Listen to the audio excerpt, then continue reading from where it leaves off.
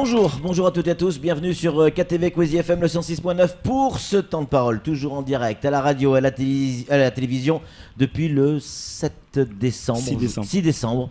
Balou est en grève, les grilles et les portes des magasins, en tout cas de l'enseigne Balou, sont fermées. Jamais Balou n'a connu une grève aussi importante. On a sur ce plateau Elanis Saïdi qui est donc avec nous et qui représente aujourd'hui une partie des salariés en qualité de délégué CGT. Elanis, bonjour. Bonjour. Merci d'avoir accepté notre invitation. À la minute où on parle, vous en êtes où de la grève? Est-ce qu'elle continue toujours chez Balou? La grève, elle continue et les salariés sont toujours déterminés comme au premier jour, puisque nous n'avons pas eu de négociations, nous n'avons pas eu de suite favorable à ce mouvement.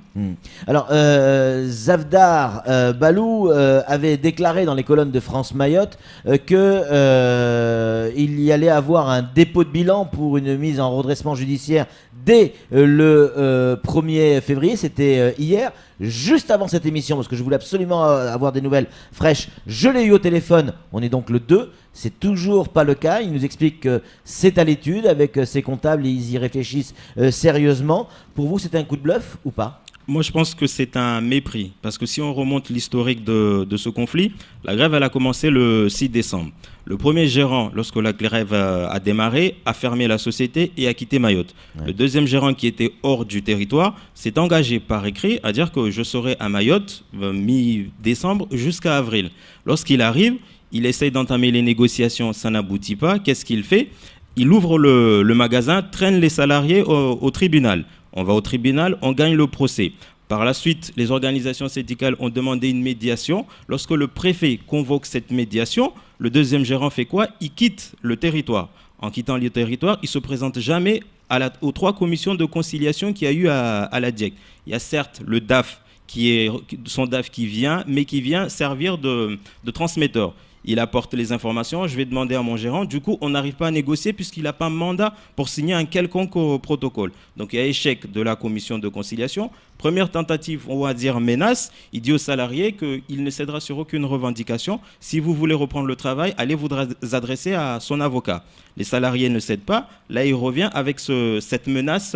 Il dit également que sur les 14 revendications, 14 a priori, oui. Il a cédé sur 12.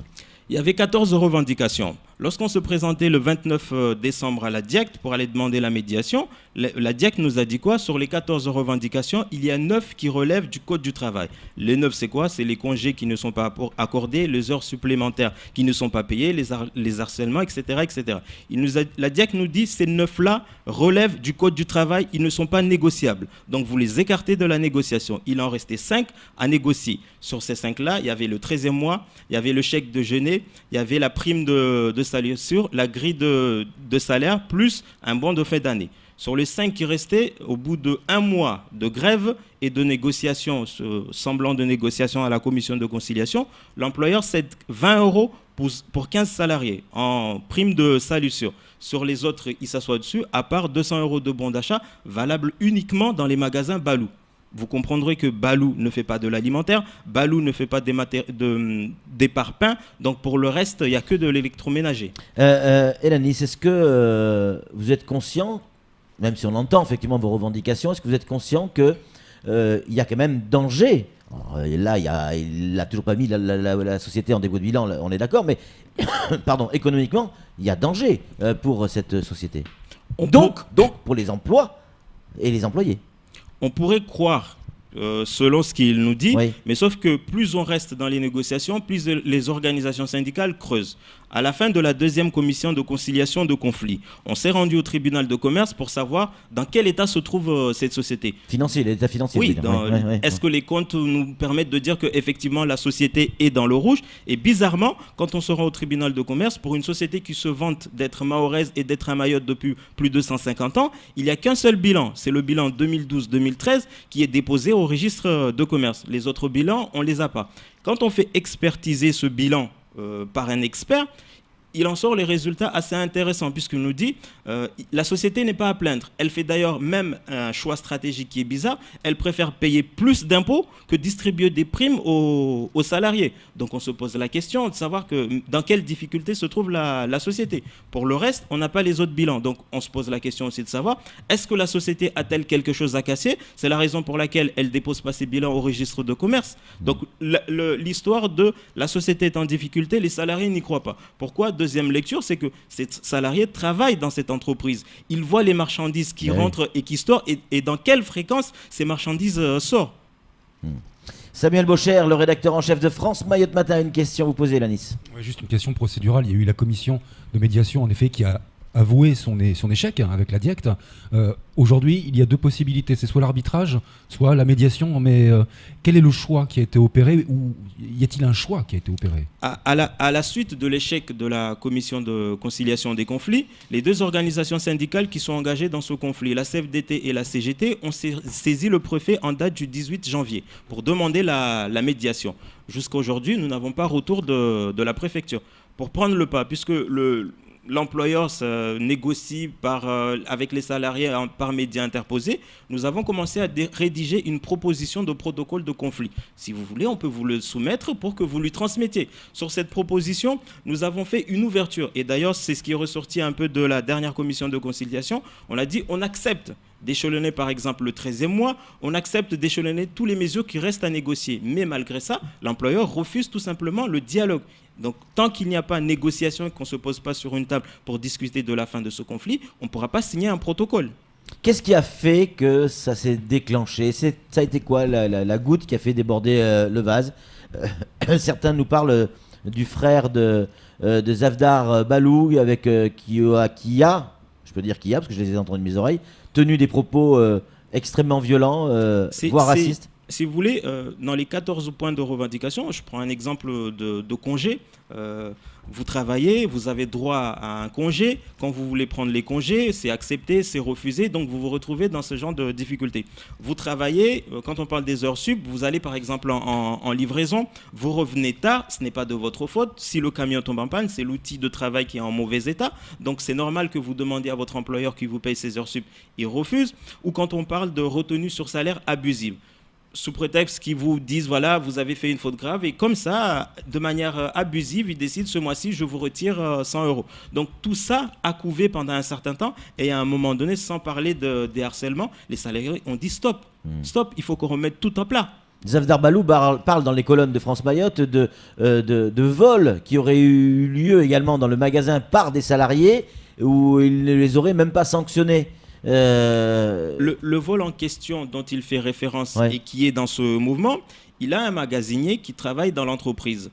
Le seul tort de ce magasinier, c'est d'avoir réussi pendant 25 ans de travail à construire une case en tôle. Donc la question, c'est qu'on peut travailler et ne pas se construire une case en tôle. Est-ce qu'il a porté plainte pour vol? Non, mais c'est juste une manière de, encore une fois, mépriser ses salariés. Vous craignez pas, vous répondre totalement à la question, que l'outil qui emploie aujourd'hui 46 personnes, si une cinquantaine de salariés disparaissent? Vous savez, l'histoire du dépôt de bilan, à la suite d'un dépôt de bilan, qu'est-ce qui se passe? Un administrateur prend le relais, pourra nous dire réellement dans quelles conditions se trouve la société. On sait très bien que quand on dépose un bilan, il y a les créanciers qui doivent être payés et en priorité les salariés. Donc pourquoi? Il peut déposer le bilan. Peut-être ça nous permettra aussi de sortir de ce conflit et que chacun aille de son côté. Nous avons des salariés qui ont fait toute leur carrière dans cette entreprise, qui ont subi des choses mais vraiment inadmissibles. Arrivé à un stade, je pense même que l'envie de revenir travailler n'existe plus. Et ils sont plus que déterminés. C'est-à-dire que s'ils n'ont pas cédé jusqu'à maintenant, c'est qu'ils veulent en finir une bonne fois pour toutes, sortir là dignement. Maintenant, charge à l'employeur qui ne cesse de répéter qu'il est maoré, qu'il est là depuis 150 ans, de faire une ouverture, qu'on se retrouve tous en tant que maoré sur une table pour enfin sortir de ce conflit. Pourquoi vous n'avez pas accepté de le rencontrer, si l'on en croit ces déclarations? Pardon, décidément. Il est venu, je crois, le 22 décembre, ou quelque chose comme ça. Il est venu le 22, fin décembre. Pendant une semaine, il est resté à Mayotte, où il a souhaité effectivement rencontrer ses salariés, et il n'a pas pu à cause des syndicats. Oui, en fait, il pose un préalable en disant « je veux rencontrer les salariés sans les syndicats ». Mais en face, lui, il rencontre les salariés avec son avocat. Donc, vous comprendrez que lui, il a un conseil. C'est normal que ses salariés se font assister par un conseil. Justement, pour éviter ce jeu de balles à envoyer, retirer, les salariés ont dit, l'employeur a dit, ou personne ne sait réellement ce qui se passe. C'est la raison pour laquelle nous sommes partis demander une médiation à la DIEC pour qu'il y ait des opérateurs neutres qui assistent vraiment à ce qui se passe. Je vous renvoie au monde patronal qui a assisté à ces négociations pour avoir le retour ou aller demander à la DIEC les PV de la commission de conciliation pour savoir pourquoi il y a eu échec sur ces négociations. Le premier échec, c'est que l'employeur ne s'est même pas présenté à la négociation. Je rappelle qu'il a été convoqué par le préfet.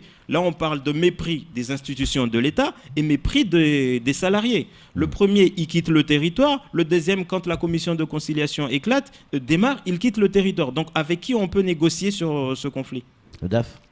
Oui, le DAF qui n'a pas mandat, puisqu'il vient dire « mon employeur m'a donné ça, je dois aller reposer la question au lendemain », donc on revient à chaque fois. D'ailleurs, c'est la raison pour laquelle le monde patronal dit « ça ne sert à rien qu'on revienne, puisqu'il n'a pas mandat pour négocier ».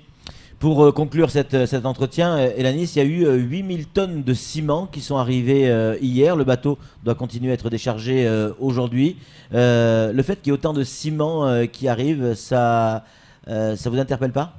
C'est encore une fois une lecture, c'est ce que disent les salariés. Comment on peut se dire qu'on a des difficultés, on est en faillite, alors que quand on regarde les fréquences de livraison, il y en a qui rentrent, qui sortent. Donc avec quel argent on paye ces entrées et ces sorties? Donc il n'y a pas que les ciments. Vous regardez autour de Mayotte, il y a des canaux 4 mètres par 3 au nom de l'enseigne qui fait de la vente de ciment. Donc on aimerait bien comprendre quand il dit il est en difficulté, il n'y a pas de moyen de régler ce conflit. C'est plutôt une volonté mortelle de l'employeur.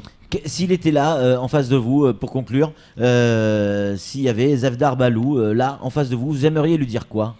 J'aimerais juste le rappeler que le conflit qu'il y a dans son entreprise, c'est un conflit privé. Ouais. On peut le régler entre employeurs et salariés ou continuer ce jeu à aller chercher les informations, et plus on creuse, plus d'autres opérateurs s'injecteront dans le conflit. Après, parce que quand on parle de médiation, si la médiation échoue, c'est l'arbitrage. L'arbitrage, c'est quoi? L'arbitre arrive, il dit, bon, sur les points de revendication, les salariés, vous voulez ça, l'employeur veut ça. Là, il n'y a plus de marge de négociation. Il sort un accord et on est obligé tous les deux de signer. Maintenant, donc il impose ce qui doit être signé. Est-ce que c'est à ça qu'on doit s'attendre? Les salariés sont pour l'arbitrage, il n'y a absolument pas de souci. D'ailleurs, je lance un appel au préfet parce que la médiation peut échouer. La médiation, l'employeur peut refuser de signer. Donc on peut passer directement à l'arbitrage s'il le faut. Il faut que l'employeur accepte l'arbitrage. Il faut que les deux parties soient d'accord pour un arbitrage. Tout à fait. Et apparemment. Et s'ils ne l'acceptent pas? Les salariés sont toujours en grève. Ouais.